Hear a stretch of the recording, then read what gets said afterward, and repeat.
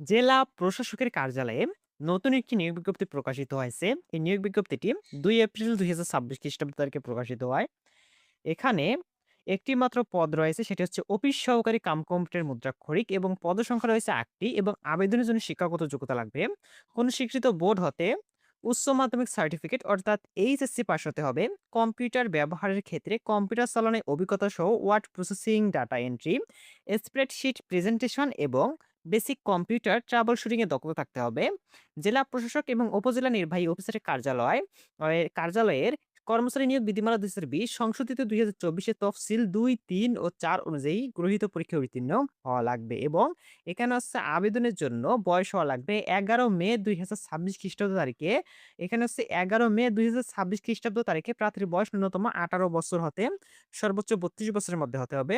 বীর মুক্তিযোদ্ধা বা শহীদ মুক্তিযোদ্ধা ও বীরাঙ্গনার সন্তান সহ সকল আবেদনকারীর ক্ষেত্রে নিয়োগ বিজ্ঞপ্তিতে উল্লেখিত আবেদন দাখিলের শেষ সময় পর্যন্ত সর্বশেষ জারিকৃত প্রজ্ঞাপন বা বিধিবিধান অনুযায়ী বয়সীমা অনুসরণযোগ্য। বয়স বয়সের ক্ষেত্রে কোনো এফিডেভিট গ্রহণযোগ্য নয়। এই নিয়োগে শুধুমাত্র সাতক্ষীরা জেলার প্রার্থীরা আবেদন করতে পারবে। যেহেতু এটি হচ্ছে সাতক্ষীরা জেলা প্রশাসকের কার্যালয় নিয়োগ প্রকাশিত হয়েছে, এখানে শুধু সাতক্ষীরা জেলার বাসিন্দারা আবেদন করতে পারবে এবং এই নিয়োগের আবেদন শুরু হবে ১২ এপ্রিল ২০২৬ খ্রিস্টাব্দ সকাল ১০ টায় এবং শেষ হবে ১১ মে ২০২৬ খ্রিস্টাব্দ বিকাল ৫ টায় এবং প্রার্থীকে dc.সাতক্ষীরা.টেলিটক.com.bd এই ওয়েবসাইটের মাধ্যমে আবেদন করতে হবে। আর হচ্ছে এই নিয়োগের আবেদন ফি হচ্ছে ৳১১২।